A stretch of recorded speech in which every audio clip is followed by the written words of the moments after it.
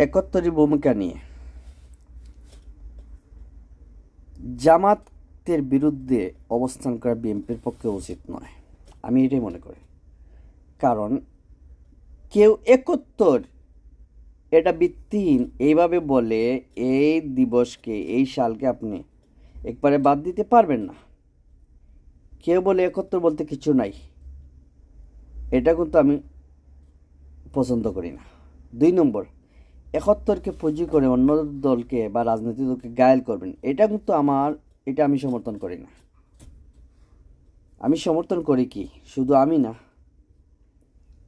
সারা বাংলাদেশের মধ্যে যারা দেখবেন, বিশেষ করে যারা ওই সময়কার মুক্তিযুদ্ধ করেছে এবং ওই সময়কার যারা আলিমুলামা ছিল এবং এখানকার যারা প্রকৃত যারা রাজনীতি এবং ধর্মকে বিশ্বাস করে, যারা প্রকৃত দেশপ্রেমিক,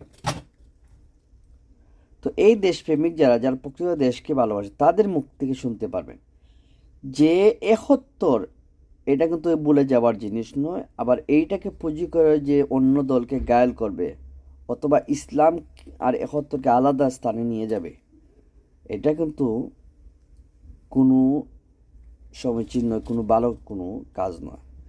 বরঞ্চ 71কে আমাদের দিয়ে শিক্ষা অর্জন করতে হবে। আমরা যে একটা সংগ্রাম করে, একটা সফল সংগ্রাম করেছি, কিন্তু 71 দিয়ে কিন্তু আমরা পূর্ণ স্বাধীনতা পাইনি। কারণ এই 71কে যে আসছিল আমাদের সবার জীবনে, এই 71টা কিন্তু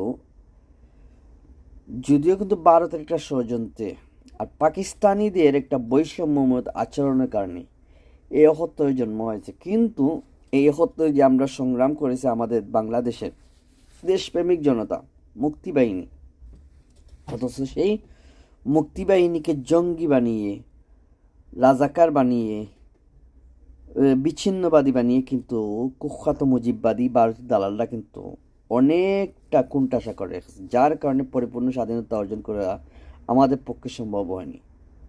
তা আমরা কিন্তু পরিপূর্ণ স্বাধীনতা এখনও কিন্তু পাইনি, তবে আংশিক স্বাধীনতা পেয়েছি।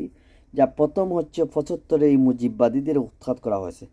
কিন্তু এই আমাদের শহীদ প্রেসিডেন্ট জিয়াউর রহমানের মতো একজন জ্ঞানী মানুষ, ওনার দ্বারা কিন্তু প্রচেষ্টা কিন্তু এটা হয়েছে, কিন্তু ওনার একটা ভুলের কারণে কুখ্যাত নারীবাদী এই মুজিববাদীর মেয়ে এসে যে ওনাকে বাংলাদেশে নিয়ে এসেছে, এই ভুলের কারণে যা আমরা বিগত 16 বছর আমরা অনেকটা কষ্ট পেয়েছি, অনেকটা একটা কঠিন পরিস্থিতির মধ্যে ছিলাম।